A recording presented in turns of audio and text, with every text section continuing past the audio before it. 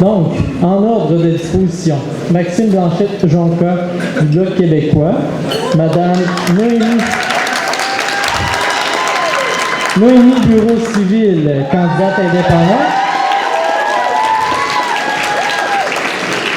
Alexander Réfort, Parti libéral du Canada, M. Tony Lefebvre, candidat indépendant,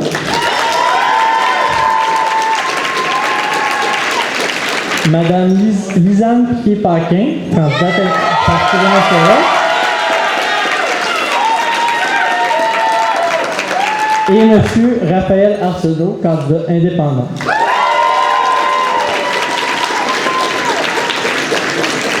Il est à noter que la candidate du Parti populaire du Canada est revenue sur sa décision de participer aujourd'hui au débat. Alors, donc, pour la première partie de notre débat, la présentation des programmes électoraux. Dans l'ordre, le premier candidat qui va s'adresser à vous, qui aura 2 minutes, est le candidat du Parti libéral du Canada, Alexander Réfort. La parole est à vous, M. Réfort.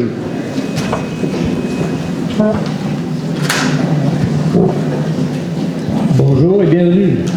Vous m'entendez en arrière, oui? Donc, Alexander Réfort, je suis le candidat pour le Parti libéral du Canada dans le comté Rimouski de la Matapédia, directeur des Jeunes Métis de Victor-Anton, ancien président de Tourisme Gaspésie, le Québec maritime, cofondateur de Héritage Barcelone et du Festival international du Jardin, membre de du conseil d'administration de la Commission canadienne de tourisme pour le Québec pendant 10 ans, membre de l'Ordre du Canada. Je suis un dévoué, un travaillant, un passionné et un fort défenseur de la région du Québec et du Canada. Porté par mon engagement, ma passion et ma détermination, je m'engage à œuvrer pour le développement et l'avenir de la région. Suite au découpage électoral, je suis le candidat idéal pour représenter aussi la Matapédia, les Basses et la Métis. Le nom que le comté aura pour les élections futures. Je suis profondément attaché à notre communauté, à notre patrimoine et à notre environnement. Ensemble, nous pouvons bâtir une région prospère tout en préservant notre héritage unique. Mon engagement envers notre région est total. Je veux défendre les intérêts de nos communautés, mettre l'accent sur le soutien aux familles, aux travailleurs et aux entreprises locales, tout en faisant la promotion de développement durable et respectueux de notre environnement. À l'aube de devenir moi-même membre du Club de l'âge d'or, un privilège que je distingue de tous les autres candidats, je souhaite également défendre l'intérêt de nos concitoyens de 65 et plus. Ancien universitaire, ayant œuvré pendant 10 ans à l'Université de Toronto, où j'étais responsable de la vie étudiante, devant vous à l'UQAR, je m'engage à assurer le développement de l'université, ses valeurs et ses projets de recherche, l'amélioration de ses pavillons, l'acquisition de son bateau Coriolis 3 et l'intégration des étudiants de toutes les régions du Québec, du Canada et l'étranger, attirés par les programmes qui se démarquent à l'échelle du Canada et du monde entier. Veuillez conclure. En cette période de turbulence économique, je vais appuyer nos secteurs clés, forêt, agriculture, le tourisme. Tous ensemble, affirmer haut et fort notre souveraineté canadienne. C'est terminé. Merci.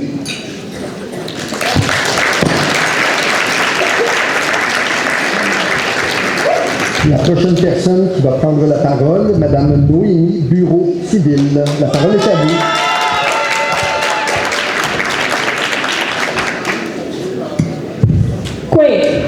Bonjour tout le monde. Bonjour tout le monde. Je vous salue d'une voix multiculturelle, de ma bouche citoyenne multiethnique indépendante, issue d'une mère abitibienne, d'un père haïtien, en reconnaissant que j'habite et me suis ancrée sur une terre où vivaient et où vivent toujours des personnes Wolastoqiyik et Washipekot. J'ai envie de célébrer la rencontre humaine dans un monde vécu où on est seulement de passage, où on ne fait qu'emprunter le milieu de vie de celles et ceux qui nous suivront. Mais en ce moment, pour ce débat, je ne sais pas si la rencontre de l'autre est organisée pour être humaine. On nous dit qu'elle pourrait être hostile et que ça pourrait mériter d'y faire entrer l'insécurité du Québec. Or, les 29-30 mars dernier, 3 interventions policières ont entraîné la mort de 3 personnes. 3 personnes en 2 jours. On s'était pourtant promis de ne pas provoquer la peur et la haine de l'autre parce que ça peut dégénérer en guerre, voire en génocide. En ce moment même, le Canada, grâce à une entreprise du Québec, fournit, en passant par les États-Unis, des armes à Israël pour massacrer les Palestiniennes et les Palestiniens. Le Canada collabore à ce que la Cour internationale de justice juge de génocide. Je suis dégoûtée. Or, le Québec et le Canada ont déjà une histoire de génocide culturel selon la Commission de vérité et de réconciliation du Canada. Canada fort, Québec fier, fort et fier de quoi? De bâtir leur puissance sur l'écrasement et le rejet des autres? Peu importe que le spectacle continue face à l'Empire états-unien pour se protéger, faisons comme eux, nous disent les partis sauf le Parti Nouveau. Nos empires nous fournissent les pelles. Allez, travailleurs, creusons notre tombe plus vite, plus fort, plus fièrement. En français, s'il vous plaît, parce qu'on est au Québec ici. L'argent va ruisseler jusqu'en haut des paradis fiscaux. Le chantage du salaire capitaliste a assez duré. Posons-nous la question, que voulons-nous? Si c'est un monde vivable et enviable, la décroissance est la seule piste logique. Produire moins, partager plus, décider et s'organiser ensemble, ici, maintenant, tout le temps, pas juste aux 4 ans, mais quotidiennement. Voilà qui est enthousiasmant. Merci.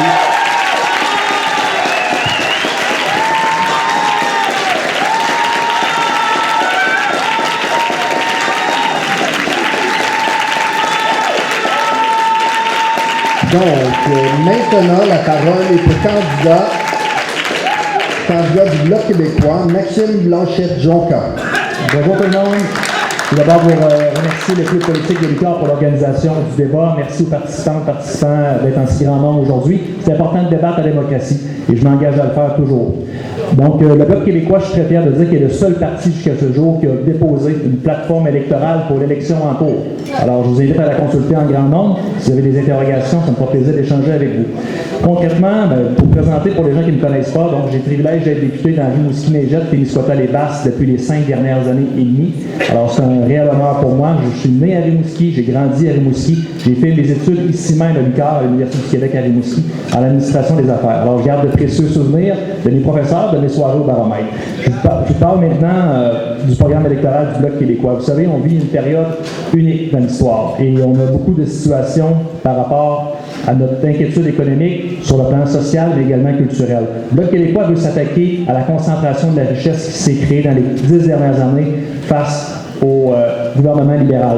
Et on veut aider les gens sur le pouvoir d'achat. Donc, on a vécu dans les dernières années la pire crise inflationniste dans les 40 dernières années et ça affecte tout le monde, particulièrement les personnes les plus vulnérables. Le Bloc québécois propose de doubler le crédit de TPS, de revoir le calcul de l'allocation pour enfants pour mieux adapter aux familles recomposées et bien sûr de permettre aux jeunes qui veulent se lancer en affaires un prêt jusqu'à 10 000 $ pour soutenir les 35 ans et moins. On entend beaucoup parler de la menace de Trump. J'ai envie de vous dire qu'on a un plan solide par rapport à ça pour protéger notre économie régionale, autant sur l'agriculture, la foresterie, mais aussi pour les travailleurs et les travailleuses, les gens qui sont inquiets de perdre leur emploi. Il faut s'assurer d'être moins dépendant de l'économie des Américains. On doit investir davantage dans la recherche, dans le développement, l'innovation, investir dans la deuxième, troisième transformation, créer de la richesse chez nous pour les gens d'ici. Et bien sûr, on veut avoir que tout le monde puisse accéder à une maison et un toit sur la tête. Voici ce qu'on fait. Merci.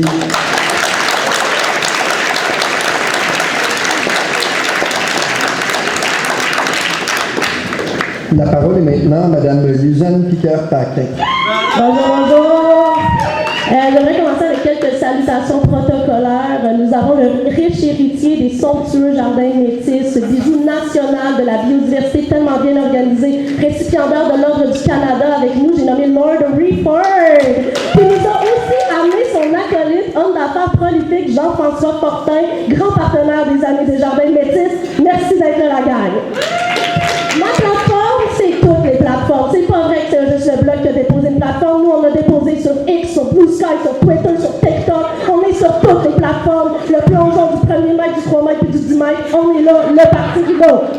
On va bonifier le transport collectif en remettant en place les crédits d'impôt quand tu achètes ton abonnement. On va ferrouter toutes les voitures pour accélérer la transition énergétique. On va développer la ligne de métro de Montréal jusqu'à Gaspé. Ce qu'on va faire et tout pour l'environnement, c'est reboiser le fleuve Saint-Laurent. Il y a beaucoup de coupes, on va compenser dans le fleuve direct. Après ça, on va aussi faire une enquête nationale sur le racisme systémique dans la police. Saviez-vous que 25% des 72 personnes assassinées par la police en 2024 étaient autochtones? 25% alors qu'elles ne représentent que 5% de la population. Les gens qui sont autochtones font beaucoup plus face à des risques quand la police est là. D'ailleurs, pour régler ça, on va proposer une retraite à vie dès l'embauche à tout le personnel de la GRC.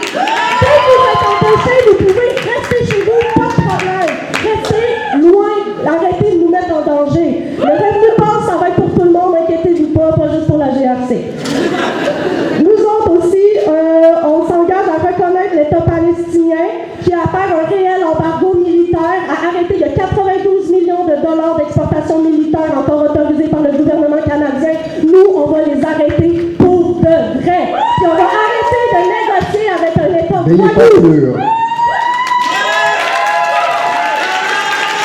Merci beaucoup. Prochain candidat, M. Raphaël Arsenault, candidat indépendant.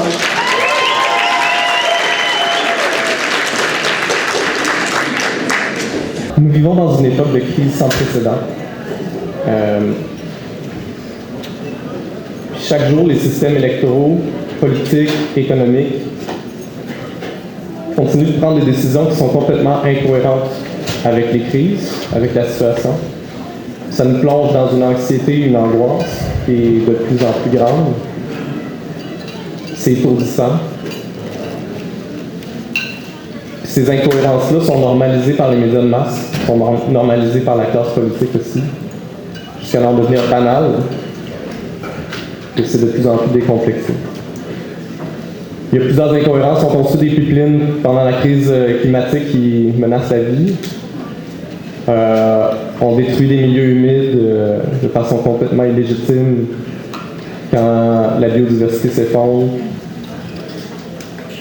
Une incohérence aussi intéressante, c'est que malgré que je connais la moitié des gens qui sont ici, je suis terrorisé. Ça dénote que le système politique, le système électoral est peut-être aussi incohérent et brisé. Je pense que la plus grosse incohérence qu'on vit, c'est le concept de la croissance infinie dans un monde fini. Même les enfants arrivent à critiquer cette notion-là. C'est très simple, c'est très impossible. Et pourtant, c'est défendu par la classe politique comme une norme, comme allant de soi, puis les médias de masse encouragent ça aussi. Donc moi, ce que je propose, c'est d'abord la décroissance, une décroissance qui fait du bien, une décroissance qui nous permet de reprendre le pouvoir citoyen, puis d'affronter ces incohérences-là, principalement en analysant les causes de nos crises, puis en travaillant ensemble de façon commune. Merci beaucoup.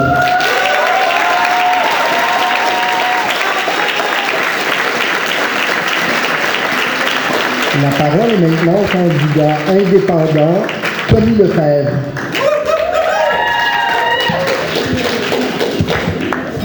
Bonjour tout le monde, j'espère que vous m'entendez. Moi, j'ai pas un CV aussi rempli que certaines personnes ici, fait qu'à place de me décrire, je vais juste prendre un petit moment pour dire deux choses. J'ai vraiment une hantise de parler devant du monde, fait que ça fait que ma voix craque un peu durant l'affaire, mais si vous devez vivre avec. Et le deuxième point, je voudrais qu'on revienne sur le point de la violence, en fait, c'est qu'en ce moment, on nous a dit qu'il allait peut-être avoir des agents de sécurité qui vont être parmi nous. Moi, je les vois pas, fait que je sais pas si c'est bien ou non qu'ils soient en civil ou non. Et je trouve que amener des agents de la sécurité pour participer à un débat politique, c'est de la violence. Je fais juste le dire de même. On est supposé d'être dans une place pour parler d'un futur et on amène des agents pour cadrer le message. Moi, je trouve ça pas démocratique. Déjà, dans un système démocratique, qui l'est quasiment pas. Donc, pour parler un peu, moi, je parle de la décroissance, un sujet que vous n'avez pas entendu parler, en fait. Je suis le premier à l'amener. Ce n'est pas vrai. En fait, moi, je trouve qu'on nous a menti. Moi, depuis que je suis jeune, on me promet que le capitalisme, en fait, c'est le haut du monde, qu'on n'a jamais créé un système qui est aussi bon que ça. Puis finalement, on est en train de voir que c'est de la bullshit. Excusez-moi le langage, que c'est ce langage-là. On nous a tout promis, puis finalement, on fait juste le voler aux personnes qui ne sont pas gagnantes de ce système-là. On s'en va. Les grandes banques qui s'en vont en Afrique prendre toutes les ressources qu'ils ont. On met des régimes totalitaires là-bas juste pour qu'ils nous supportent. Et nous, il faut se sortir de ce système-là. Donc, c'est ça, la décroissance. C'est pas de parler de développement durable qui va être financé par des minéraux, soit des minerais, soit qu'on prend dans des pays qui ne sont pas gagnants, ou qu'après ça, on retourne ici dans les terres volées autochtones et on décide de miner. Développement durable. La seule chose qui va être durable là-dedans, c'est les trous qu'on fait dans la terre qu'on a volés. Donc, pour moi, c'est ça. Juste sortir de ce système-là, créer quelque chose de nouveau, démocratique, local, qu'on choisit ensemble, pas qu'on fasse représenter un gouvernement qui nous écoute pas, qui prenne les décisions des grandes multinationales. Donc, moi, c'est ça la décroissance pour moi. Merci beaucoup.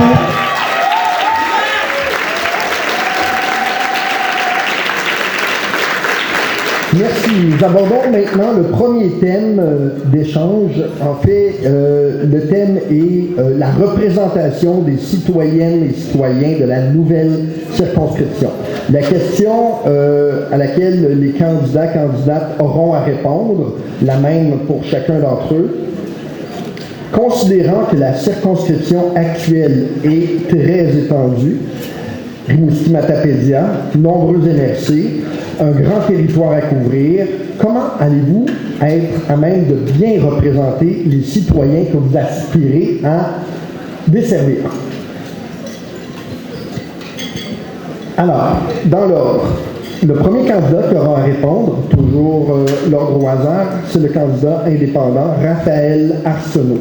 1 minute 30, c'est parti. Ben moi, j'ai pas l'intention de représenter qui que ce soit à Ottawa. Moi, ce que j'ai envie de faire, c'est représenter ma voix, mais aussi participer à créer des communautés de démocratie directe locales. Donc, le pouvoir va repartir du bas et on va fédérer, dans le fond, des assemblées citoyennes, des communautés locales qui vont agir de façon démocratique directe. On va les fédérer puis on va faire remonter ce pouvoir-là vers le haut autant que possible. Donc, moi, je vais représenter ma voix. Je vous invite à faire de même et à rester à l'affût pour avoir une représentativité en fait qui est vraiment plus cohérente. Le territoire présentement a été délimité de façon complètement arbitraire. Puis de toute façon, on parle d'un système uninominal à un tour qui n'est pas du tout représentatif de l'opinion de la population. Ce qui fait que des gens peuvent être élus comme représentants dans des territoires complètement immenses qui ont des réalités très différentes, avec seulement 30% du vote de l'appui de la population. Donc, moi, je pense que ce paradigme-là, en fait, est brisé. C'est un échec. Ça ne vaut même pas la peine qu'on s'y attarde. Je pense qu'il faut dès maintenant mettre nos énergies à créer des communautés locales et créer une démocratie directe qui part de la base. Voilà. Merci.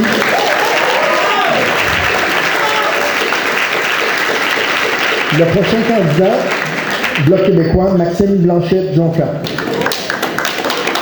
J'entends beaucoup de gens aujourd'hui, bien sûr, dénoncer le système démocratique dans lequel on est. Il n'est pas parfait, la vie n'est pas parfaite. Vous savez, moi j'ai décidé, au lieu d'attaquer le système politique, j'ai décidé de le réparer. Et c'est ce que j'invite les gens à faire. Quand je vois des jeunes de tous les âges ici, puis que je rencontre des gens dans la rue, je le sens qu'ils ont le goût de s'engager. Mais pour ça, ça ne prend pas des promesses en l'air, ça prend des choses tangibles et concrètes. Et moi, j'ai le goût de vous dire, s'il y a une chose que j'aimerais que vous reteniez aujourd'hui, c'est que tant qu'on va rester dans le Canada, le Québec va toujours perdre, la région va toujours perdre. Il y a 60 ans, on avait 7 députés dans l'Est du Québec, de Montmagny jusqu'à Gaspé, incluant les îles de la Madeleine. Aujourd'hui, on en a combien? 3 pour le même territoire. Il n'y a pas de territoire qui est disparu. Le Canada, pour le Québec, c'est pas une priorité. C'est un boulet. Alors, on veut faire des sièges politiques selon la représentation de la population, mais on ne prend pas en contexte la situation géographique du territoire. Vous savez, moi j'ai eu la situation avec Rimouski-Neigette et Témiscouata-les-Basses comme député dans les 5 dernières années et demie, 39 municipalités sur 8000 km². Aujourd'hui, ce qu'on nous propose, c'est 12 000 km² sur 55 municipalités. Comment vous trouvez pour une personne que les gens veulent voir en région, un député, un seul homme, d'aller à la rencontre des citoyens?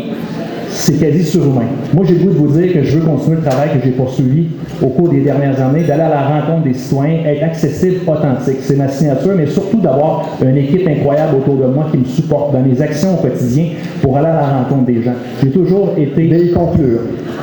Je conclue. Alors, j'ai toujours été accessible et je veux continuer à l'être au service de la population. C'est dans mes priorités.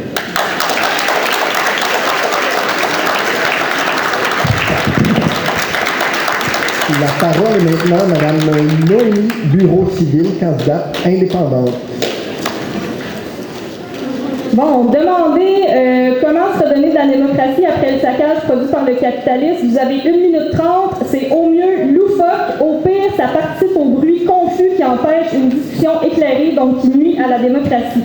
Moi, je me sens comme un animal de cirque sur une estrade qu'on regarde en se demandant « Oh, quelle acrobatie va-t-elle nous faire en si peu de temps? » La question est biaisée. On doit sortir de la représentation tout court pour s'organiser ensemble avec des dispositifs variés selon le mandat et l'échelle décisionnelle compétente.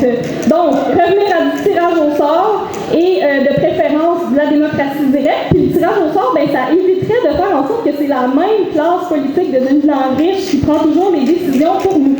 Donc là, je vous invite à sortir papier et crayon parce qu'on nous a invités à éviter de faire des affirmations fausses tout à l'heure. Donc, pour éviter les fausses pistes de solutions, lisez La gestion de l'offre, une démocrature agricole, l'IRIS, 15 février 2022, sur les baisses d'impôts.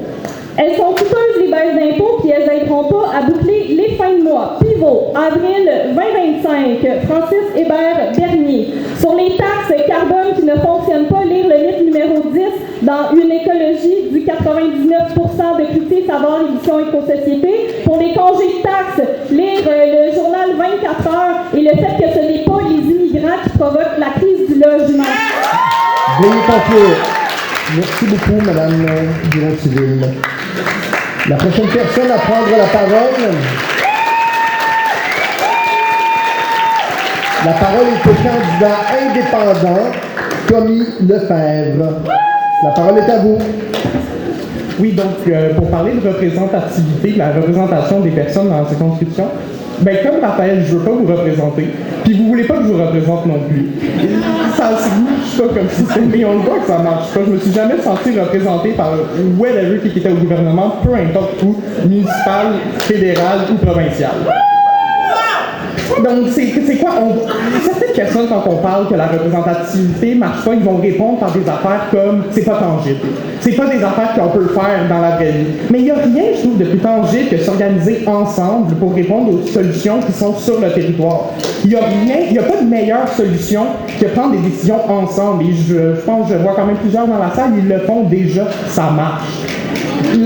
La démocratie représentative, juste dans le temps, c'est quelque chose qui existe depuis tellement peu longtemps dans notre histoire. Il y a tellement d'autres façons de s'organiser qu'on a fait qui marchent tellement mieux. La représentativité, c'est on pensait encore qu'on allait avoir un roi ou un président qui se pense encore le roi. Il y a d'autres façons de le faire et il y a d'autres personnes qui le montrent comment on fait. On peut penser aux luttes locales actuelles sur le territoire. On peut penser aux luttes internationales. Au Chiapas, il y a du monde qui s'organise de façon démocratique sur leur territoire, en accord sur leur territoire. La représentativité, on ne pourra jamais avoir une personne, peu importe il y a combien de circonscriptions dans l'Est du Québec qui pourra représenter plus que 3 personnes, ou même une personne. Il faut qu'on prenne les décisions ensemble, il faut que les décisions soient dans nos écoles, dans nos lieux de travail, dans nos quartiers, même les municipalités. C'est fini, mais démocratie directe là-dessus. Merci beaucoup. Donc, la parole est maintenant à Mme Lisanne Picard-Paquin du Parti Rhinocéros. Yes, représentativité. Tantôt, j'ai oublié de le dire, mais la seule affaire que je peux vraiment vous promettre si je suis élu, c'est de gagner 200 000 $ par année. Ça, c'est le salaire des députés. Un député tout seul, qu'est-ce que ça fait? Ça pose des questions aux ministres, ça dépose des avis de motion, mais tout seul, ça ne change pas grand-chose. Fait que moi, ce que je vais faire avec mon 200 000 $, c'est vous offrir une représentativité inégalée à travers un pool et la création de cartes individuelles à chaque personne. Vous allez avoir votre propre carte de joueuse, avec vos stats à vous autres, échangeables mais non remboursables, en 300 PTI minimum. Ça, c'est de la représentation de qualité. Puis pour représenter aussi le fort mouvement féministe dans la région, je m'engage à dénoncer tous les agresseurs sexuels qui sont au gouvernement, comme Yves-François Blanchet, le chef du Parti québécois, qui a été accusé à maintes reprises. C'est inacceptable d'encore voir sa face dans nos villes. Vous avez terminé? Merci. Je suis entièrement en accord avec mes collègues indépendants qu'il est impossible de représenter un comté si grand, si vaste et si varié que notre comté. Ceci dit, ayant passé 31 ans sur ce territoire, ayant véhiculé à travers ces différentes rangs et entreprises, ayant fait une vie comme historien et comme directeur des jardins, je prétends être capable de représenter l'ensemble des intérêts de notre communauté. C'est un défi en soi, mais c'est un défi à laquelle je souhaite consacrer les prochaines 4 ans de ma vie, parce que je crois beaucoup dans la démocratie, en ayant étudié l'histoire du Canada. C'est vrai que c'est pas le système idéal, mais c'est la plus ancienne des démocraties fonctionnelles en Amérique du Nord. Regardons ce qui se passe dans une frontière pas loin de chez nous. Donc, bref, je me donne le défi de vous représenter à différentes manières et de représenter l'ensemble des défis qui sont à nous maintenant. Merci beaucoup. Nous abordons maintenant le thème 2 qui traite des orientations régionales à l'aube des tensions internationales. Donc, la même question qui va être à répondre par tous les candidats et candidates. En regard aux tensions internationales, quelles sont vos orientations régionales pour faire face aux préoccupations de la population? Alors, chaque candidate aura 1 minute 30 pour s'exprimer. Je vous rappelle que l'ordre a été déterminé au hasard. La première personne qui va prendre la parole est Raphaël Arsenault, candidat indépendant. La parole est à vous.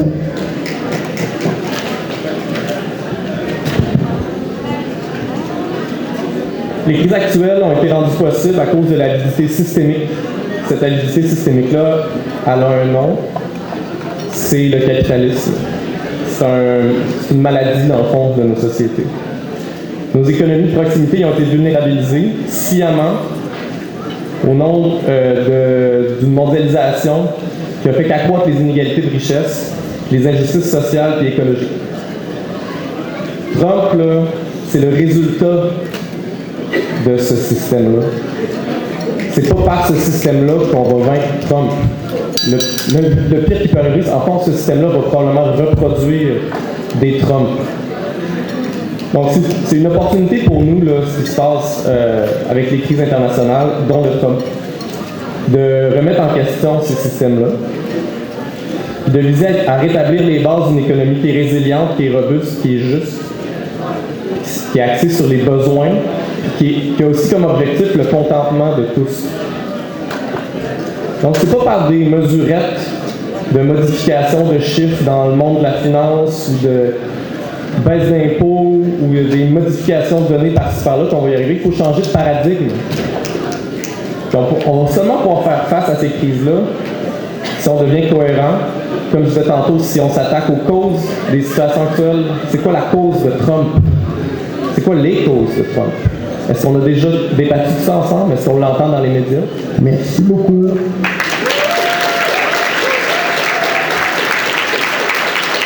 La parole est maintenant au candidat du Parti libéral du Canada, Alexander Rieford. Ici, nous sommes dans le berceau du savoir de la région. Moi, ayant véhiculé mon innovation dans ma vie, on a pu bâtir finalement au Jean Métis une économie d'innovation. Et c'est ça ce qui va nous faire la concurrence et la compétition devant les objectifs de Trump d'écraser l'économie canadienne. On est fort et on va être plus fort si on investit davantage dans l'innovation.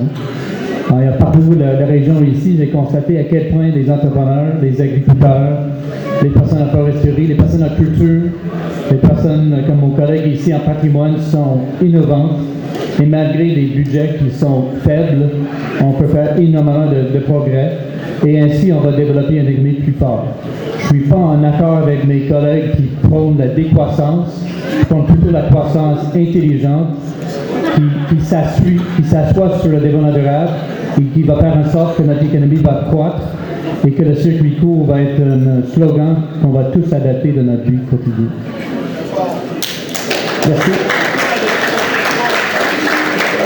La parole est maintenant à la candidate du Parti Rhinocéros, Mme Lisanne Piqueur-Paquin. Madame Paquin, je suis vraiment désolé. Madame Paquin, les gens derrière ne vous entendront pas. Non. Non.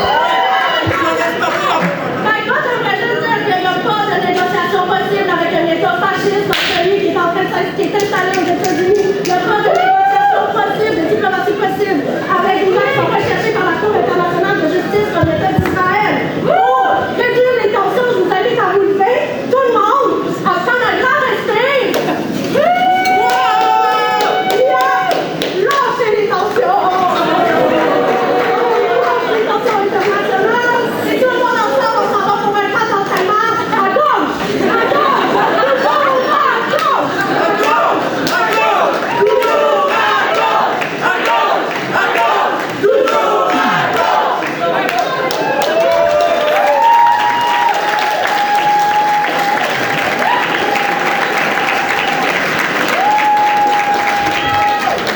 Alors, le prochain candidat à prendre la parole est Tommy Lefebvre, candidat indépendant. J'ai l'air stické avec ça, mais je veux juste dire qu'on a parlé plus de temps des encombrements que ça, qu'est-ce qui a fait du bien de relâcher ces tensions-là, que la violence, que la SQ était peut-être supposée de venir aujourd'hui. Puis ça, c'est de la vraie violence. Fait que moi, ça m'a fait du bien. Merci, merci beaucoup. Ça m'a fait du bien de relâcher ces tensions internationales-là. Fait que je prends un peu si vous voulez applaudir, je peux prendre un peu de moment de j'ai rien à dire à nous.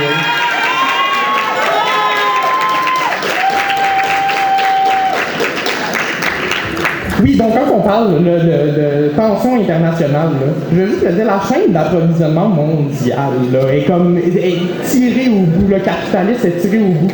Les luttes décoloniales un peu partout sur le monde, là, ils sont en train de faire que notre exploitation est plus viable, est même plus profitable aux riches. Et c'est ça le but. C'est cette chaîne d'approvisionnement-là qui finance des génocides, qui finance aussi toutes les personnes qui sont pas gagnantes du capitalisme, ils sont toujours tapés dessus par cette chaîne-là, est en train de se tirer au mot. Il faut sortir de ça. Il faut participer à cette destruction de cette chaîne-là. Parce que c'est juste nous, les gagnants. Puis tous les autres 5 milliards de personnes sur la Terre ne sont pas gagnants. Fait que les tensions internationales, comme mon collègue a dit, c'est Trump, là, c'est juste ça fait partie du système capitaliste. On l'a vu dans l'histoire. C'est une réaction qui est normale et qui fait vivre le capitalisme. Et ça va continuer. C'est une brèche qui est déjà ouverte, qui est juste rentrée là-dedans avec sa petite gang de milliardaires technofascistes. Il faut sortir de ça. C'est pas avec le développement durable qu'on pourra sortir de ça, parce que le développement, ça implique toujours un accroissement à chaque fois, parce qu'il y a des nombres limités de ressources sur la Terre. Il faut juste le dire, la croissance, le développement, même s'il est durable, il ne va jamais l'être. Il faut toujours que le chiffre, il monte à chaque année. Il y a toujours un pourcentage qu'il doit accepter. Fait qu'il faut revoir la façon de penser, il faut revoir la façon qu'on produit, la façon qu'on interagit avec la production, puis la façon qu'on interagit avec les luttes internationales. Merci beaucoup. La parole est maintenant au candidat du Bloc québécois, Maxime Blanchette-Jonca. En période de turbulence économique, il faut stabiliser nos acquis. Et moi, j'ai envie de vous dire, j'ai envie d'investir dans les cerveaux et non dans les pipelines, contrairement à d'autres partis, dont le Parti libéral et le Parti conservateur. Quand on veut investir dans l'innovation, on investit dans les cerveaux et non dans les oléoducs. Il y a des moteurs économiques forts dans notre région, principalement la production agricole, qui est la gestion de l'offre qui est menacée actuellement, et c'est autant le Parti conservateur que le Parti libéral. Alors, je vous disais, c'est important de pouvoir préserver nos acquis. Pour ça, il faut stabiliser nos moteurs économiques, production agricole, protéger la gestion de l'offre. Le Bloc québécois s'engage à redéposer un projet de loi pour protéger notamment l'avenir de nos fermes en région. L'économie forestière, des centaines d'emplois, voire des milliers d'emplois directs et indirects qui sont reliés dans notre région, et c'est principalement ça qui met à mal notre économie, quand on est trop dépendant notamment du marché américain. Il faut transformer davantage de notre région. Troisième transformation, développer la recherche et l'innovation. Il faut arrêter d'envoyer ce qu'on a de plus précieux, nos ressources, pour les peanuts, aux Américains notamment. Il faut diversifier nos marchés d'exportation, arrêter d'aller juste vers les États-Unis. Et j'ai envie de vous dire aussi, il faut protéger l'avenir des travailleurs, des travailleuses, permettre d'avoir des programmes de stabilité en turbulence économique pour qu'ils puissent garder leur revenu, leur lien d'emploi. Je dirais également, il faut privilégier l'achat local, la consommation chez nous, avoir un programme d'approvisionnement qui permette de prioriser l'achat des produits qui sont fabriqués par nos entreprises, par les gens chez nous, au lieu d'aller s'approvisionner à l'extérieur sur d'autres marchés. Merci.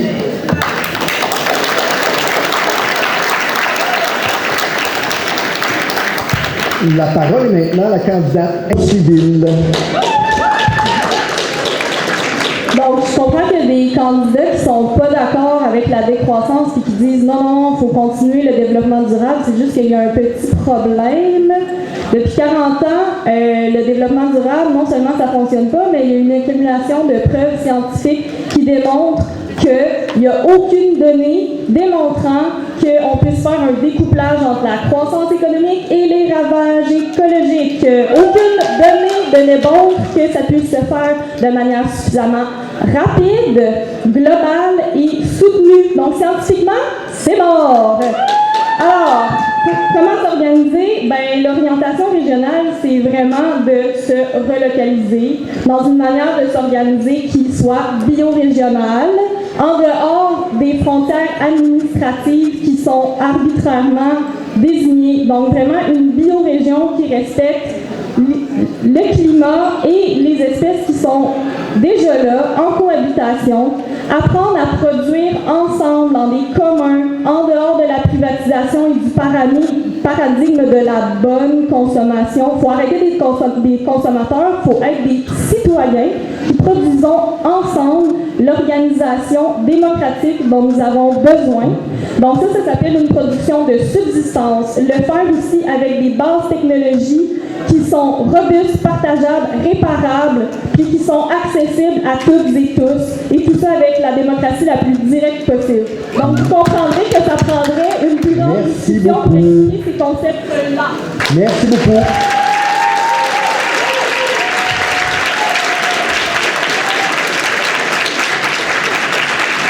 La prochaine partie est une période de débat ouvert. Elle est vraiment très courte. 6 minutes. Chacune des candidats pourra intervenir sur le thème qu'il veut, pourra répondre aux affirmations des autres candidats également. Donc, je vous demande de limiter vos interventions à des courtes déclarations. Donc, vous avez maximum 15-20 secondes pour prendre la parole. Et je demanderai aux candidats qui désirent intervenir de s'insérer dans le débat tout simplement de manière respectueuse. Et je pourrais couper un candidat qui accapare trop de temps. Donc, formule ouverte. Mais il y a eu un tirage au sort pour savoir qui amorce la formule. Donc, le candidat qui a été déterminé par tirage au sort pour débuter, Thomas Lefebvre. La parole est à vous. C'est Tommy. Tommy, pardon. Je suis vraiment désolé. C'est correct, ça arrive souvent. Tu peux lancer une question à quelqu'un? Tout à fait. Tu peux lancer à plusieurs candidats. Mais rapidement, oui. Oui, bien sûr, j'envoie la question aux deux candidats qui sont pour la croissance et le développement durable. Ma question, là, c'est pour financer le développement durable qui demande des matériaux rares. C'est où est-ce que vous allez les chercher? Parce que si on prend l'exploitation mondiale, ça marche pas parce qu'on exploite les personnes. Et si on prend aussi les mines au Québec, on peut voir l'exemple de Malartic qui a été vraiment un désastre. C'est bon. Je vais demander aux candidats de répondre si vous le désirez, M. Rayford ou M. Blanchet-Jonca. Alors, vous savez, je ne suis pas tout à fait en désaccord avec les principes de décroissance. Je ne suis pas tout à fait en désaccord avec les principes de décroissance. J'entends que sur certains projets, les critères ne devraient pas toujours être la productivité. Ça, on se comprend. Les ressources ne sont pas infinies. Alors après, comment on fait pour faire, exemple, un projet d'infrastructure de transport collectif qui va diminuer les gaz à effet de serre sans nécessairement attacher de la croissance avec ça? Alors, vous comprenez, la croissance permet aussi de développer certaines technologies qui permettent notamment de décarboner notre économie et de lutter contre les changements climatiques et de diminuer les gaz à effet de serre. Alors, moi, je suis ouvert à débattre de ces différents principes-là. Moi, ce que je dis, c'est qu'il faut sortir les hydrocarbures, le pétrole et le gaz, ce qui n'est pas le cas du Parti conservateur et du Parti libéral actuel. M. Rayford, vous souhaitez répondre? Croissance fait partie de notre économie. Il y a des manières de l'exécuter, il y a d'autres manières qui sont à éviter. Moi, je gère une entreprise touristique et culturelle depuis 31 ans avec un syndicat. La décroissance fait pas partie des masses. On a besoin d'assurer finalement que nos employés reçoivent l'indemnisation adéquate. Mais on peut faire la croissance de manière intelligente et programmée. Et on n'a pas besoin d'abuser finalement la terre, la mère terre, pour assurer cette croissance. Je suis la preuve concrète. On a assuré depuis 31 ans de croissance. Et je pense que la beauté demeure un élément important de nature. Je pense que c'est le cas pour l'ensemble de l'industrie touristique dans notre secteur. Et c'est voulu. Merci beaucoup. Madame Picard-Paquin, vous levez la main, allez-y. Oui, j'aimerais savoir c'est quoi la position sur le revenu de base des autres personnes, parce qu'on parle de croissance et si on parle de répartition de richesse ici. Là. Merci. Quelqu'un aimerait intervenir? Oui, allez-y. Moi, je pense que le revenu de base, c'est une solution super intéressante. Couplé aussi avec un revenu maximum, ça nous permettrait de vivre de façon décente, autant pour ceux qui gagnent trop d'argent que pour ceux qui n'en gagnent pas assez. Je pense surtout au milieu de la culture, au milieu de l'art, un milieu d'où je proviens, qui gagnerait énormément, dans le fond, à avoir accès à un revenu de base pour se débarrasser dans le fond de la bureaucratie extrêmement lourde qui est en lien avec les demandes de subventions. Merci. Il y a M. Blanchet-Jonca qui a levé la main tout de suite après M. Refer. Je suis pas en désaccord avec le principe de revenu de base. J'ai eu beaucoup de discussions avec des gens au cours des dernières années, mais il y a une chose que je fais totalement pas confiance, c'est au gouvernement fédéral. Donc, un gouvernement qui est incapable de livrer ses passeports à ses citoyennes et à ses citoyens, un gouvernement qui est incapable de gérer les demandes en immigration, qui fait complètement venir en catastrophe des rêves qui brisent des familles entières, un gouvernement qui est incapable de payer ses propres employés avec le système de paie Phoenix. Alors, comment instaurer un programme de revenu de base? Moi, j'y crois pas. Je pense que ça devrait être plus propice avec un gouvernement, voire même des orientations des gens qui sont plus ancrés dans les réalités des régions, un gouvernement de proximité, et ça passe notamment par le gouvernement du Québec. M. Refer? Ben, je me permets de dire que le gouvernement du Québec n'a pas scoré très haut aussi dans la performance de ses citoyens. Mais je suis entièrement d'accord avec le principe de revenu de base. Moi, je pense que c'est une avenue de la politique publique qui doit être évaluée, étudiée puis implantée. C'est une solution à un paquet de difficultés qui vit les citoyens les plus démunis. Et comme mentionné, c'est une manière aussi de diminuer finalement l'administration publique et la simplifier. Donc, je suis d'accord sur le principe. Peut-on le faire implanter d'ici 4 ans? C'est un beau défi pour la société. Merci. Monsieur Tommy Lefebvre, la parole est à vous. Merci beaucoup. Si le gouvernement est capable de prendre nos taxes, ils sont capables de nous donner de l'argent. Juste pour le dire. Le revenu de base, c'est comme la première étape nécessaire pour se sortir de notre pensée productiviste. Parce que c'est pas vrai que tous les jobs, tout ce qu'on fait doit être d'une façon productive et doit avoir une sorte de valeur marchande liée à ça. L'art, c'est pas ça. Le patrimoine, c'est pas ça. Donc, juste que le monde soit capable de faire ce qu'il les font accomplir comme personne, tout en n'ayant pas dans l'insécurité de ne pas être capable de vendre leurs produits ou pas être capable de gagner de l'argent, c'est nécessaire, le revenu de base. Merci. D'autres candidats aimeraient prendre la parole? Oui? Allez-y. Moi, j'ai une question pour M. Alexander. À la lumière de ce que mon amie Noémie a dit tantôt par rapport à la croissance qui est impossible selon ce que les scientifiques disent et aussi selon ce que les rapports du GIEC disent, la croissance ne se peut pas, si on veut, d'un monde écologiquement viable. Donc, vous parlez d'une croissance intelligente. J'aimerais savoir de quelle intelligence on parle si elle va à l'encontre de la science globale. Rapidement. Je peux juste en témoigner mon expérience personnelle. Moi, je gère une centaine d'hectares où on a assuré, je parle seulement de mon expérience personnelle, où nous avons assuré une croissance intelligente, qui veut dire quoi? Ça veut dire des investissements percutants, ça veut dire des investissements intelligents, qui veut dire la consultation auprès des scientifiques. C'est pas vrai qu'on ne peut pas assurer la croissance et le développement des écosystèmes valables. C'est possible, mais c'est un défi énorme. Je vais accorder 15 secondes à Mme Gros-Civil, compte tenu qu'elle n'a pas pris la parole dans ce thème-là, puis elle m'a demandé la parole. Allez-y. Decoupling, debunk, Timothée Parric. Lisez ça, c'est un rapport qui débunk le fait que c'est pas vrai qu'il peut y avoir une croissance économique intelligente. Alors, c'est une opinion, la croissance économique intelligente. Merci. Merci beaucoup.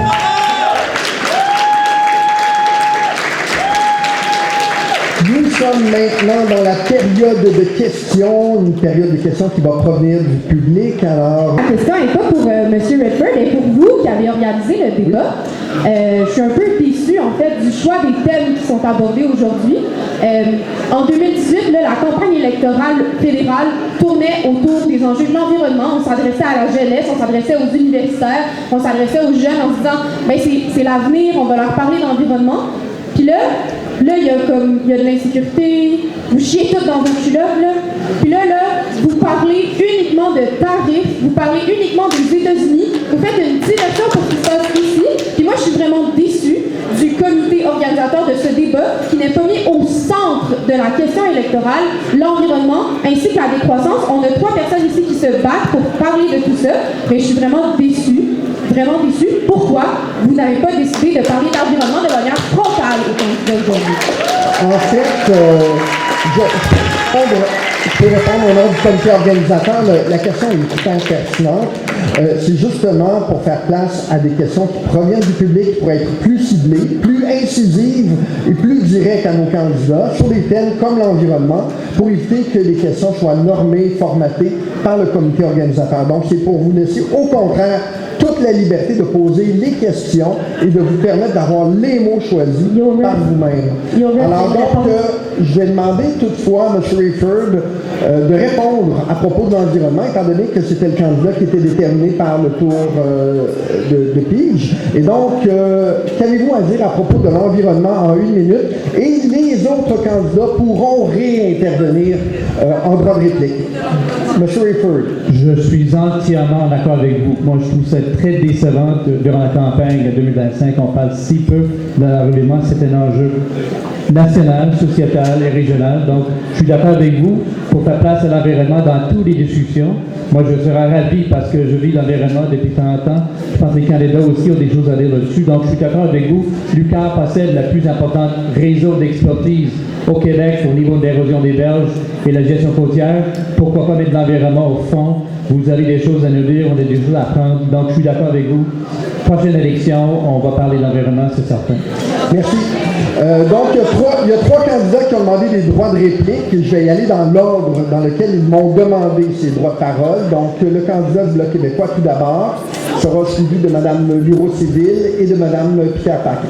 Oui, bien, pour enchérir, M. Rayford, comment vous pensez être crédible sur l'environnement quand, sous la gouverne du Parti libéral du Canada, le Canada est passé du 12e au 4e rang des producteurs de pétrole au monde, qui est dénoncé comme un imposteur climatique dans un rapport du GIEC, qui détient la pire moyenne d'émissions de GES par habitant parmi les pays du G20, qui continue de verser des milliards en subventions à l'industrie des énergies fossiles, et en plus, il a acheté un pipeline de 34 milliards de dollars. Madame Bureau-Civil, on est dans des droits de réplique. Oui, moi j'aimerais savoir qu'est-ce qui s'est passé avec la promesse d'il y a 4 ans de M. Maxime Blanchet-Jonca sur le fait de porter une consultation citoyenne sur l'environnement. J'en ai pas entendu parler. Madame, pour droit de réplique, parce que c'est une question dirigée, donc vraiment très rapidement, 10 secondes. L'idée était de bonne foi, puis je l'admets, j'ai rencontré les acteurs ici dans le Bas-Saint-Laurent par rapport à l'environnement. On m'a dit que dédoubler des structures actuelles avec des consultations, c'était pas nécessairement ce qui était souhaité par les acteurs qui sont en place. Je peux vous dire que j'ai eu des rapports sur le film et j'ai toujours travaillé en collaboration. Je vous remercie. Merci beaucoup. Madame Picard-Paquin, la parole est à vous. 30 secondes. Ben, j'avais les mêmes chiffres que M. Blanchet-Jonca, le chassé surprise, qu'on soit d'accord sur de quoi. Mais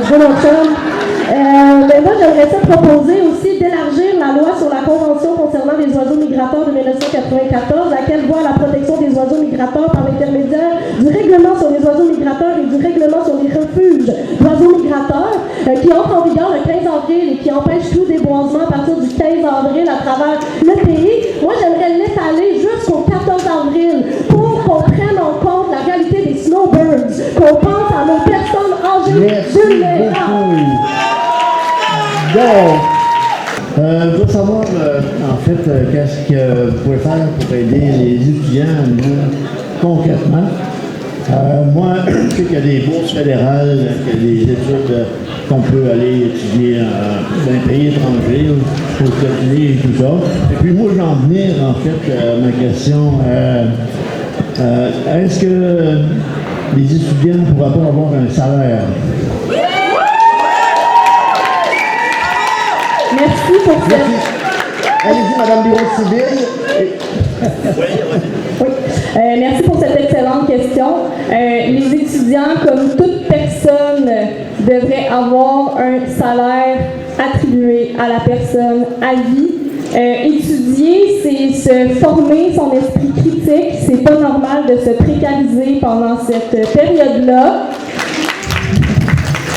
Donc, oui, les étudiants devraient avoir ce salaire à vie. Et aussi, je précise, nous devrions apprendre à devenir autonomes, apprendre à faire nos jardins, apprendre à se construire, apprendre à s'organiser ensemble, apprendre à être autonomes localement. Et là, en ce moment, on apprend l'intelligence artificielle, on apprend des choses qui n'ont pas de bon sens, on apprend à jouer à la bourse, on apprend à détruire le monde encore dans les universités. Donc, il faut cesser que les universités deviennent des vecteurs de destruction solutions et qu'elles deviennent plutôt des vecteurs d'amélioration des conditions sociales et écologiques. Merci. Un premier droit de RIP a été demandé par Maxime Blanchette-Jonca. La parole est à vous pour 30 secondes. Totalement d'accord pour augmenter la qualité de vie des étudiants. Trop de stress, de précarité financière. Puis je suis fier de vous dire une chose. On a réussi au gouvernement fédéral d'augmenter les bourses d'études qui n'avaient pas augmenté d'une scène depuis les 20 dernières années.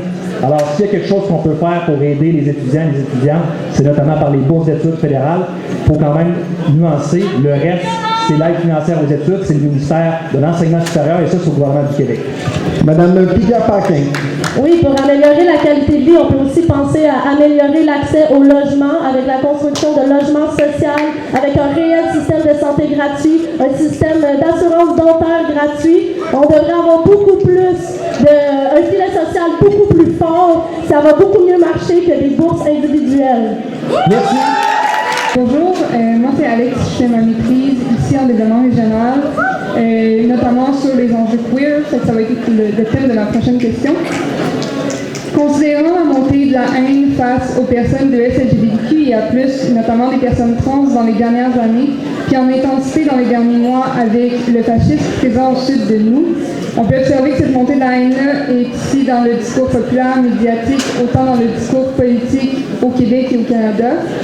Si vous êtes élu, comment allez-vous protéger les droits de l'SLGBTQIA+ actuels qui sont grandement à risque, en plus de continuer à militer pour les droits qui ne sont pas encore protégés?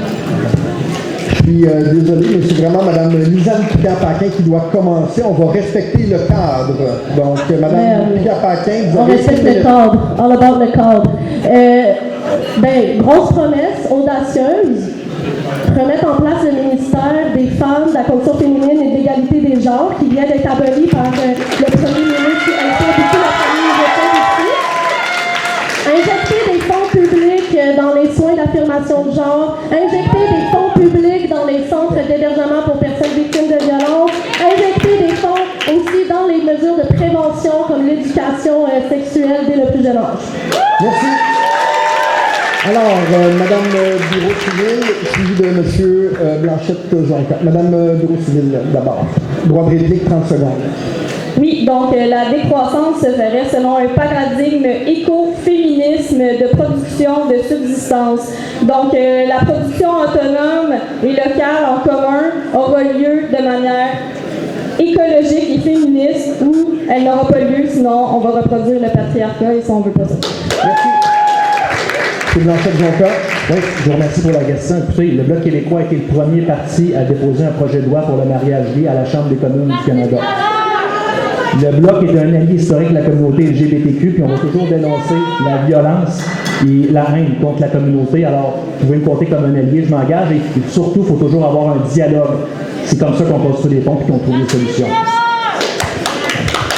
Merci. Bonjour, Christophe Landry, étudiant en histoire. Alors, j'aimerais d'abord déclarer que l'histoire nous montre que le marxisme est un échec. Ensuite, j'aimerais poser une première question sur la réalité dans laquelle on vit, des étudiants, à laquelle il y a l'inflation. Il y a des gens qui ont de la misère à payer leur logement, de manger, qui ont même été mis dehors de leur université parce qu'ils n'ont pas pu payer. Donc, j'aimerais savoir de la part des candidats, qu'est-ce qu'ils vont faire face aux difficultés que vit la population de Rimouski-Matapédia. Merci. Merci. Tommy Lefebvre, 1 minute, suivi de droit de réplique. Oui, donc, écoutez, les problèmes qu'on vit, il y a aussi de ça qui sort que le profit pour les personnes qui construisent des logements, c'est important. Le profit des personnes qui produisent la nourriture, mais surtout les personnes qui vendent la nourriture. On peut penser aux IGA ou au métro, pour ne pas les nommer, qui se font un profit immense sur nos besoins élémentaires. Quand on parle des autres difficultés, ça sort du profit des plus riches qui en ont toujours plus. On peut parler de la baisse des prix, il va toujours avoir du profit. Fait que ce sortir-là puis d'avoir une production plus locale, je dis pas que ça va tout régler, puis personne n'est là pour dire qu'on va tout régler avec un petit manifeste, là. s'il faut participer à cette création-là, il faut participer à la production soit plus locale, avec des logements qui sont sociaux et qui n'ont pas de profit lié à ça, et que tout le monde qui habite dedans a la décision de ce qui se passe avec, et avec la production de nourriture, et avec l'inflation. Il faut se retirer de ce marché-là. Merci beaucoup. Donc, premier droit de réplique à Alexander Rayford. Il faut saluer les efforts qui ont été menés ici à Rimouski, où à la fois l'UQAM, mais aussi la Ville investit massivement dans les logements sociaux. Le gouvernement fédéral, M. Carney, a annoncé d'ailleurs des mesures pour augmenter finalement l'accès aux logements abordables, et c'est un engagement que je prends ici de voir naître d'autres logements ici abordables où la voie de la région va être utilisée en priorité. Merci. Madame Pierre Paquin, la parole est à vous. 30 secondes de droit de réplique.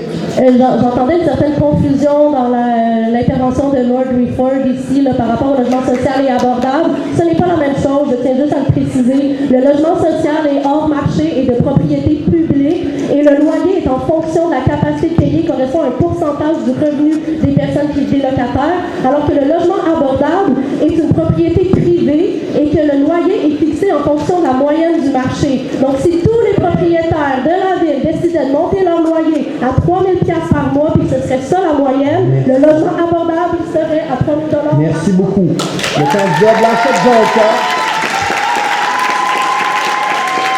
Jonca, suivi de Raphaël Arsenault. Ce qu'il faut faire, je suis totalement d'accord avec ma collègue du Parti Rhinocéros là-dessus, il faut redéfinir la définition du logement abordable. Quand c'est rendu que pour le gouvernement fédéral, un logement abordable, c'est 2 000 $ par mois à Montréal, c'est pas de l'abordabilité, ça. Il faut également s'assurer d'investir dans les logements étudiants. On en a vu l'autre bord de la rue, on a créé de grandes choses, mais pour ça, ça prend des investissements. Arrêtons d'investir dans le pétrole, investissons dans les logements. Merci. Candidat Raphaël Arsenault, indépendant, la parole est à vous.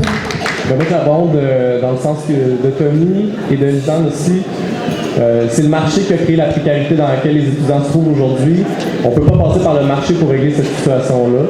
Maintenant, un monde en dehors du marché, c'est un monde qui est à inventer. C'est un monde, comme disait Alain Deneau, qui est inouï. On ne peut pas juste prendre 10 secondes pour donner des solutions à ça.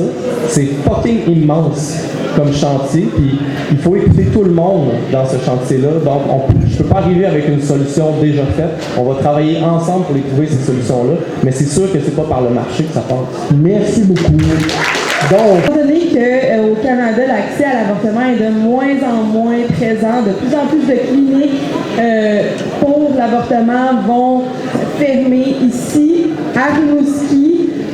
On peut avoir accès à un avortement par instrument seulement une fois par semaine, considérant qu'il y a des personnes qu'il faut qu'ils fassent plus de 100 km pour avoir accès à un avortement.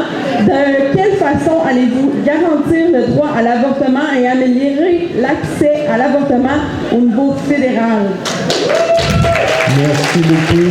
Donc, le premier à répondre, M. Blanchette-Jonca. Merci pour la question. Le Bloc québécois est pro-choix.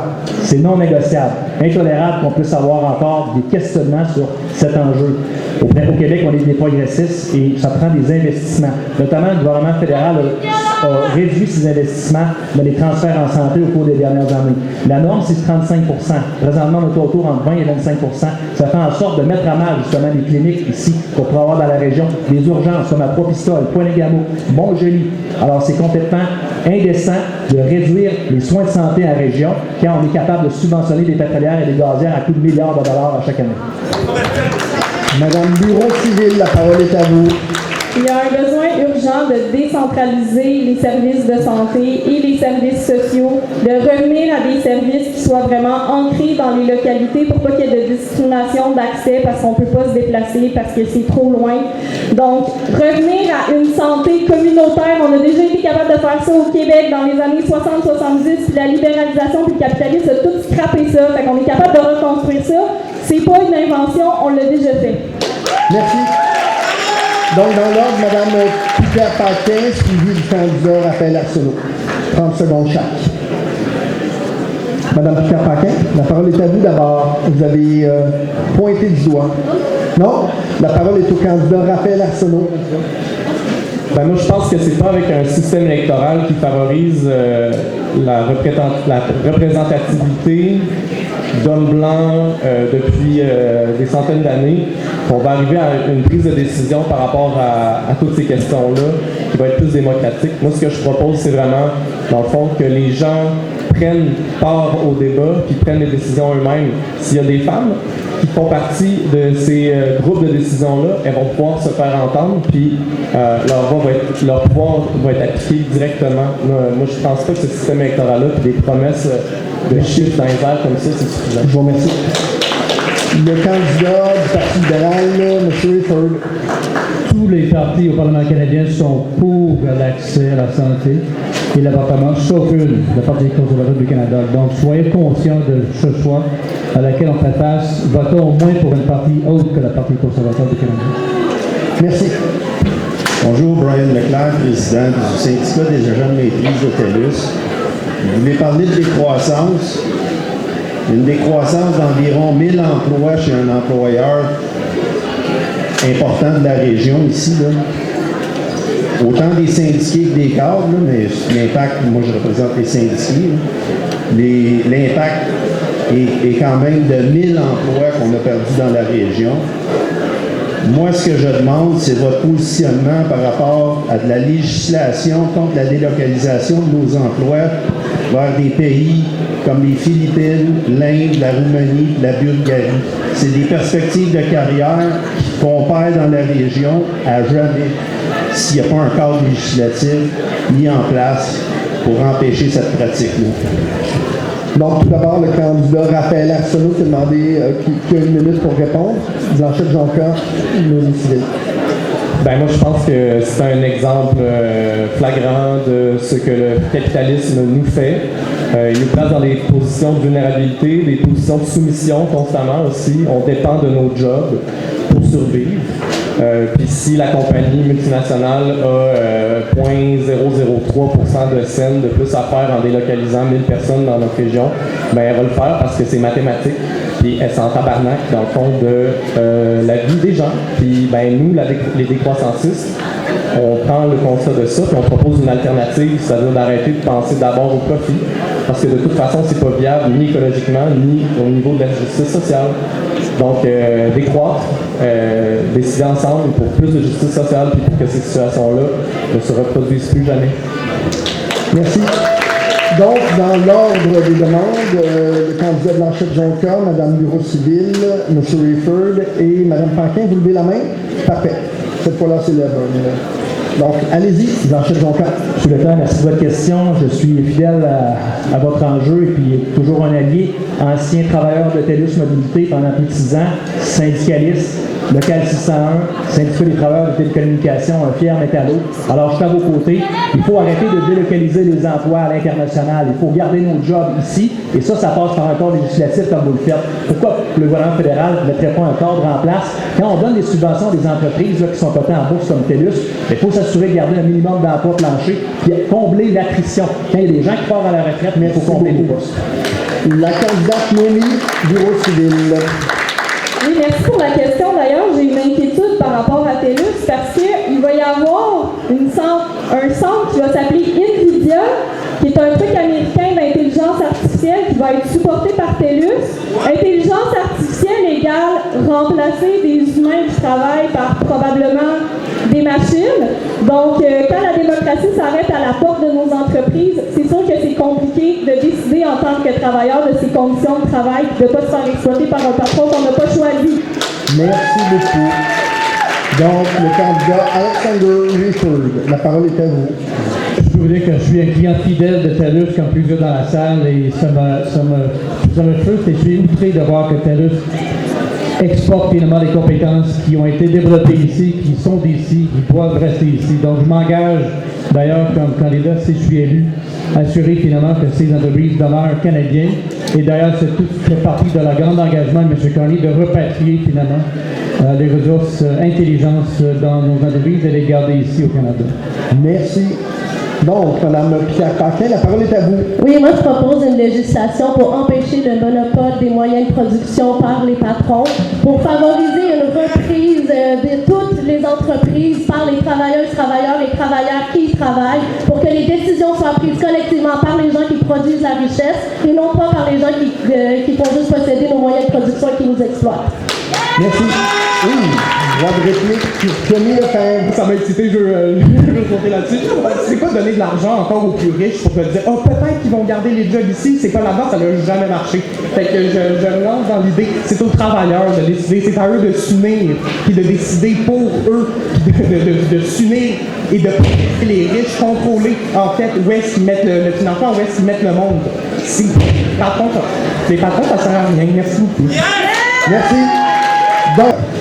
Bonjour, je me prénomme Kédina Sanson, fière directrice de Feu FM 96.5, la radio communautaire du comté depuis 35 ans. Donc, la radio communautaire, où les radios sont sous l'égide de la législation fédérale, ce que j'aimerais entendre de l'ensemble des panélistes sur la table, c'est quelle est votre vision pour le développement des médias communautaires, qu'ils soient télévision, radio ou journaux?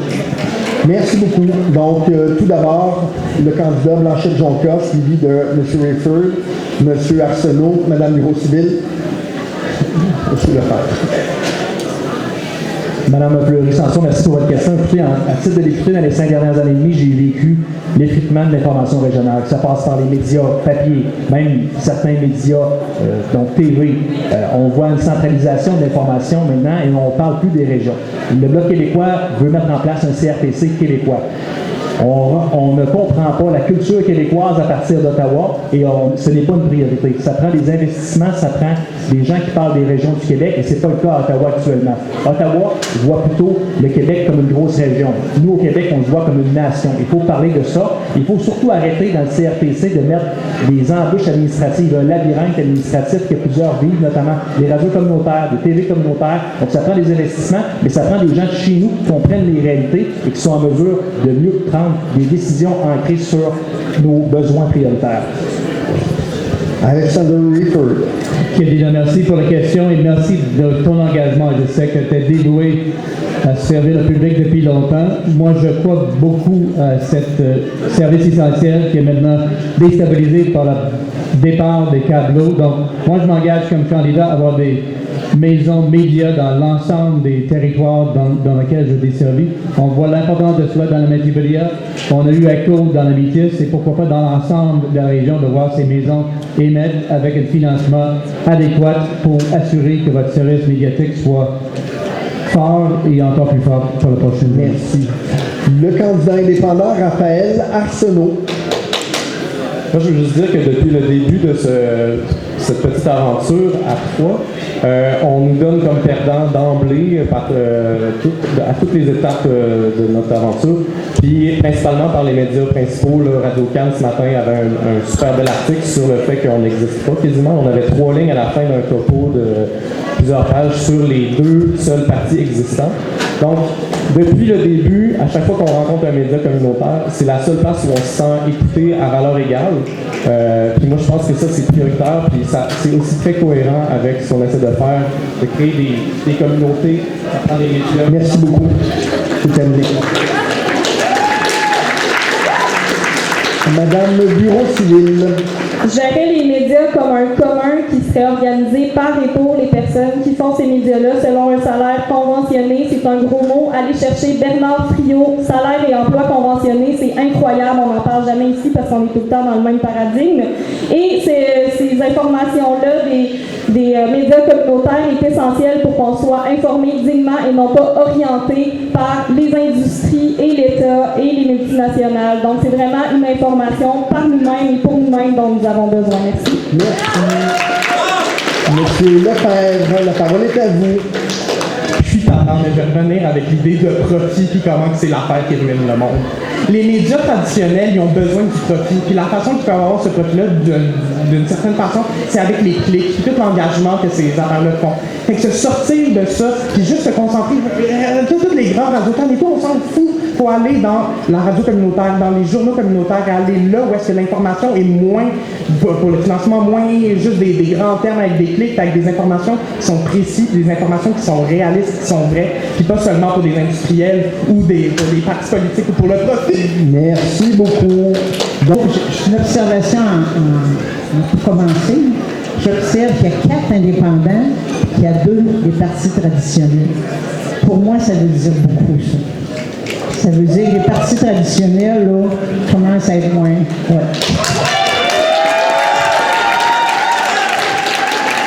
J'aimerais savoir, par rapport aux indépendants, je trouve ça de valeur, moi j'ai trouvé vos idées excellentes. Je trouve ça de valeur que vous vous présentez indépendant.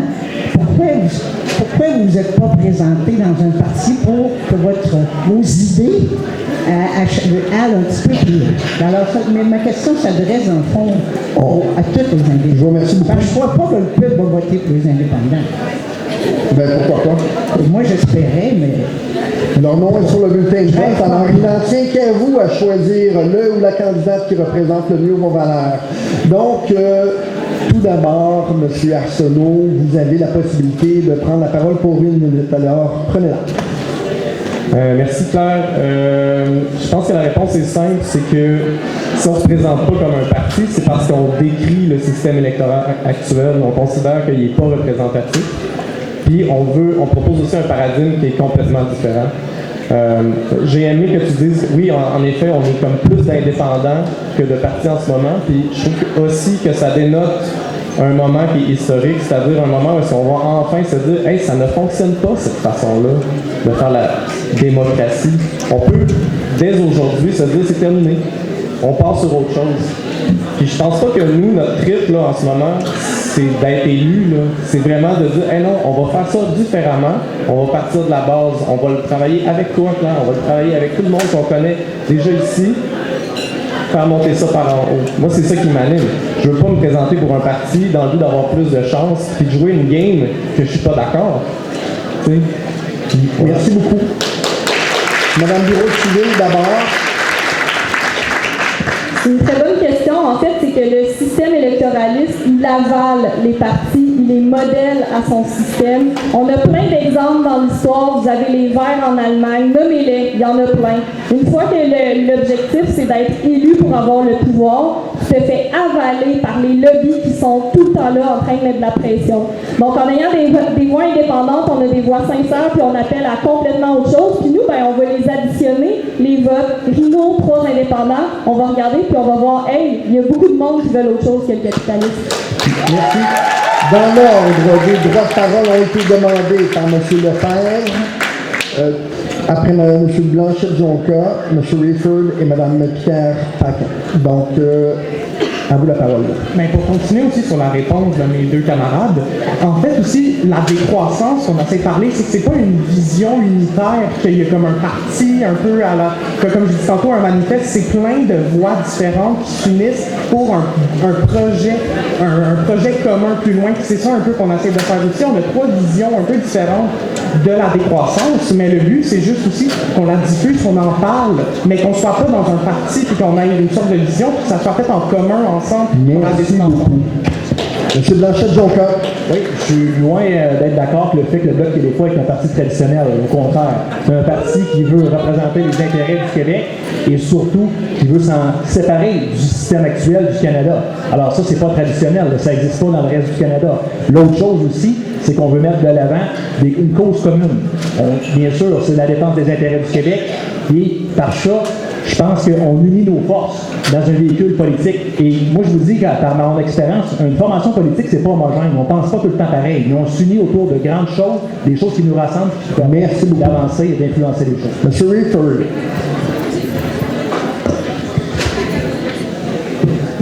Je me représente aujourd'hui comme candidat dans le Parti libéral du Canada, mais comme beaucoup dans la salle, je suis indépendant de nature. Je n'ai pas été politisé, je n'ai pas été en politique. Je salue d'ailleurs mes collègues qui sont très articulés et capables d'exprimer des opinions. Moi, je vais faire la même chose auprès de notre parti. On n'a pas des politiciens de carrière, M. Carney non plus. On va être là pour une courte période, puis on va essayer de changer le Canada pour le bien. Merci. Mme Pierre Paquin. Moi, je me présente pour un parti quand même, là, le parti Rhinocéros, parce que je sais que les gens savent que le parti Rhinocéros, c'est pour dénoncer le système électoral, c'est pour dénoncer les lignes de parti. Souvent, quand les gens se présentent avec un parti, ils nous appellent à voter pour leurs idées. Donc, ils ne nous appellent pas à voter pour qu'on puisse nous s'exprimer. Ils essayent de nous convaincre que leur plateforme, c'est la meilleure.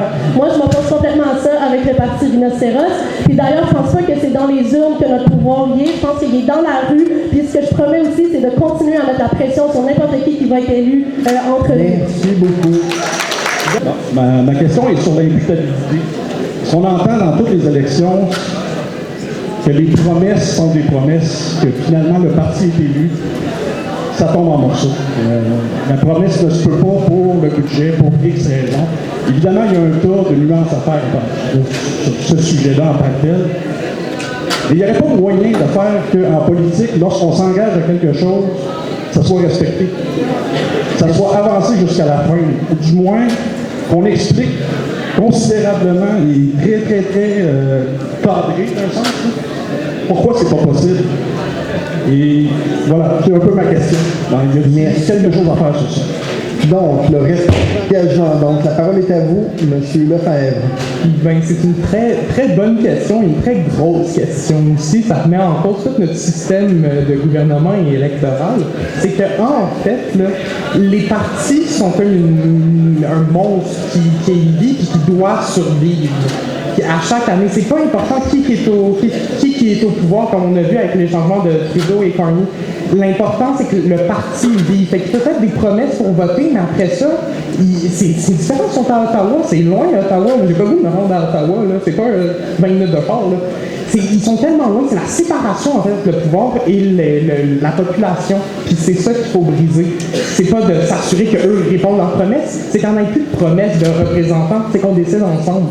C'est de voir le problème d'une mauvaise façon, de penser qu'un représentant ou une représentante puisse décider, en fait, ou puisse suivre une promesse. Parce qu'anyway, la promesse ne doit pas être votée par la majorité. C'est jamais ça. C'est rare qu'une personne va être élue à la majorité. Donc, toujours sur le respect des engagements, M. Rifford, M. Blanchette-Jonca, par la suite. En effet, merci pour la question. Je crois que la seule et unique partie qui se présente dans les élections prochaines qui va pouvoir être jugé sur les engagements, c'est la Parti libéral du Canada. Le Bloc, il va faire énormément de promesses, mais il ne peut rien livrer. Donc, je pense que le Parlement 2025 va devoir être jugé par vous, l'électorat, sur les engagements qu'on prend. J'espère pouvoir répondre aux engagements pris. C'est l'engagement que je prends. Merci beaucoup. M. Blanchette-Jonca. Merci pour la question. Écoutez, je comprends totalement votre désinvolture, voire même le cynisme qui est relié à ça. Quand on a des grands partis que la première journée de la campagne électorale, on nous dit on va faire des baisses d'impôts. Bon, hein? En même temps, on va augmenter les dépenses militaires, on va équilibrer le budget en 3 ans. C'est prendre pour le monde pour des valises. Alors, je pense que votre question, elle est légitime, mais moi, ce que je dis d'imputabilité, je l'ai vécu en tant que député dans les 5 dernières années et demie. C'est de pouvoir regarder droit dans les yeux des gens qu'on voit à chaque jour. Se regarder dans le miroir chaque matin, les questions des médias, ça fait partie de notre système démocratique. L'imputabilité, elle est là, elle est au quotidien, mais c'est aussi, n'hésitez jamais de contacter les élus.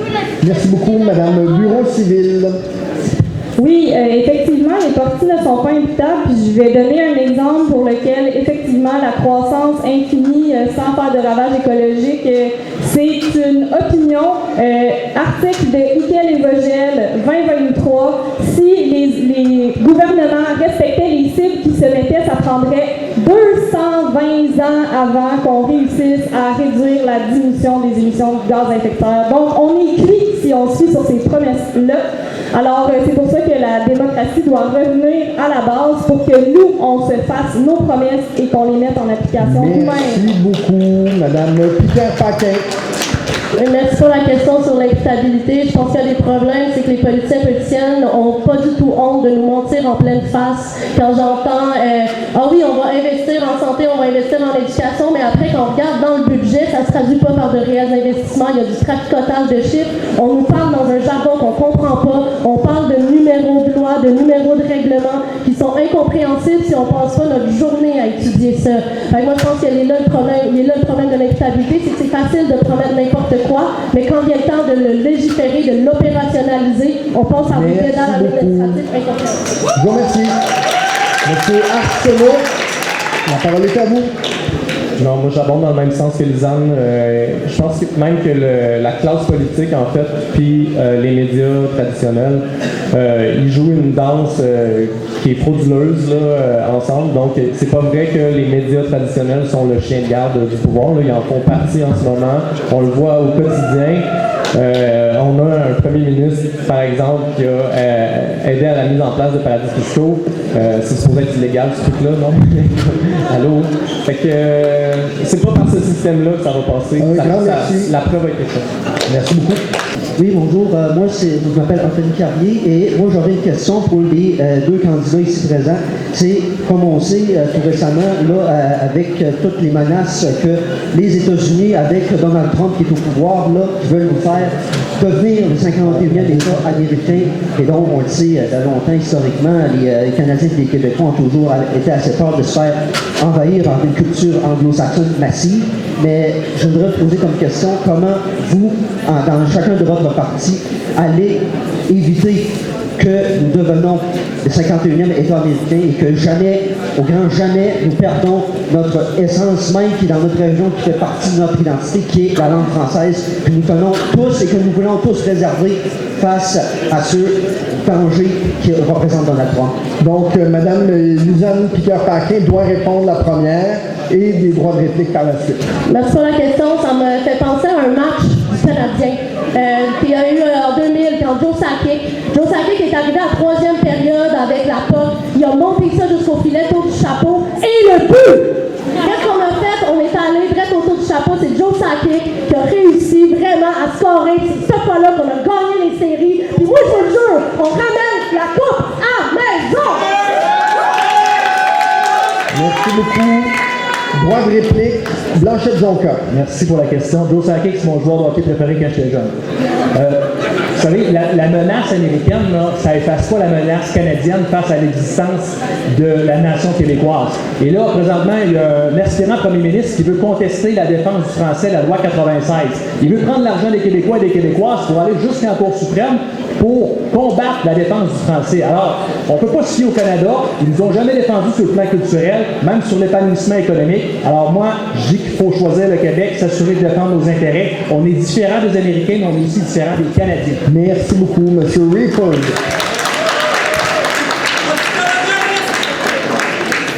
Il est évident qu'une des résolutions des demandes du Canada va mener par la culture et le soutien de cela. C'est pas pour rien qu'on a changé le nom du ministère du patrimoine canadien pour soutenir la culture. On va investir massivement dans Radio-Canada. On va, finalement, les bourses à lesquelles les artistes vont avoir accès. On va essayer d'aider mes collègues en patrimoine pour que notre patrimoine bâti et naturel soient préservés. On va investir massivement dans les prochaines années pour préserver 30% des lieux marines et terrestres du Canada. Donc, le Canada va faire sa part et ensemble, on va bâtir un Canada plus fort. Merci beaucoup. Nous sommes rendus à la fin de la période de débat. Si vous me le permettez, je pourrais peut-être même donner mon mot de la fin aux candidats. Il n'était pas prévu qu'ils puissent reprendre la parole, mais on pourrait leur donner 30 secondes chaque, si vous êtes d'accord. On pourrait déroger au cadre, mais est-ce que vous êtes d'accord de donner un petit mot de la fin? Là, je vous donne 30 secondes chaque pour être capable de terminer la présence que vous avez eue et l'échange avec le public. Alors, dans l'ordre... C'est parti. Bon, ben, merci tout le monde de votre participation. C'est important qu'on puisse avoir des échanges, qu'on ait des dialogues, qu'on pose des questions.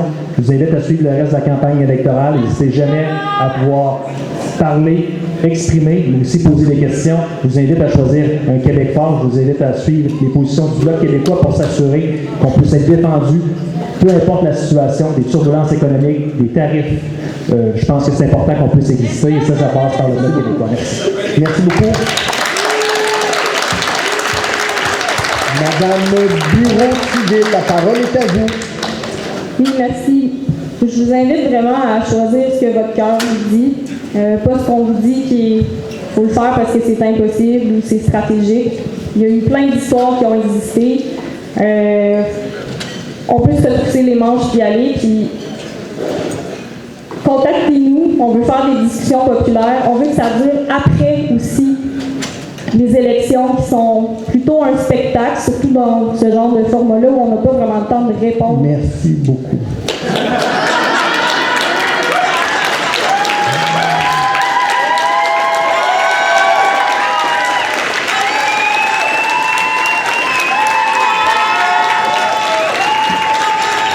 Monsieur Ripoll, la parole est à vous. Merci mes collègues d'avoir eu dans le tout pour avoir participé à cette activité si intéressante et dynamique. Merci Jean-François, ex-député qui connaît bien les enjeux de la politique. Merci à vous tous de m'écouter. Moi, je prends le Canada Part. Je vous invite à voter pour ma partie parce que c'est la partie du Canada Part. Merci. Merci beaucoup. Monsieur Lefebvre. Oui, donc rapidement, après que la mascarade des élections soit finie, la lutte doit continuer. Les enjeux environnementaux, le génocide qui se passe en ce moment, Israël qui génocide le peuple palestinien, il faut lutter contre ça. Il faut que ça sorte. Et on est dans un empire colonial, on doit participer pour mettre la fin à ce régime-là partout dans le monde. On doit continuer notre lutte. C'est une mascarade en ce moment, les élections, on doit continuer après. C'est pas de la vraie démocratie. Merci beaucoup. Madame Picard-Paquin, la parole est à vous. J'ai oublié deux petites affaires. La Coop Paradis a écrit à tous les candidates pour demander un engagement pour la modernisation et la rénovation du bâtiment. Je m'engage à le faire. Il y a aussi Clé Métis Neigette, un organisme d'alphabétisation populaire qui nous a demandé de s'engager pour le maintien des services publics en personne. La fracture numérique exclut beaucoup de gens. Je m'engage à maintenir les services publics en personne. J'ai aussi parlé de l'embargo militaire sur Israël, mais pas du désinvestissement. Merci beaucoup, Madame Picard-Paquin. Le temps est écoulé. On vous remercie beaucoup de votre présence également. Monsieur Arsenault, la parole est à vous. Donc, Monsieur Arsenault, il vous reste 30 secondes.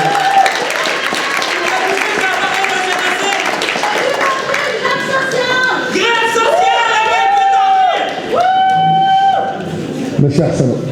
Ben moi, je veux juste dire que ce qu'on vit, les convergences des crises en ce moment, ça amène beaucoup de souffrance. On l'a vu tantôt, cette souffrance-là est légitime.